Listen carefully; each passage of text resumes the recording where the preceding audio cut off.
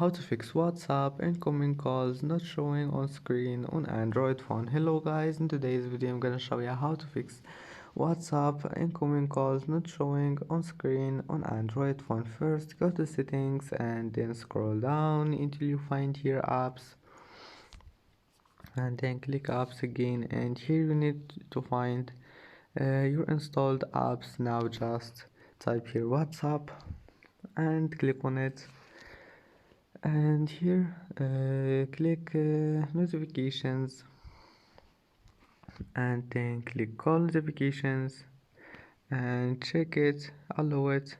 If you find it like that, just allow it, and then now just click this one here, notification sound, and select any sound you want here. And if that doesn't fix your problem, just this one, you will find it like that, you will find it here maybe, and then just click show, and that's it. Your problem must be fixed. And if that doesn't fix your problem, just restart your phone and try again. And that's it for today's video. Don't forget like and subscribe, and see you in the next video.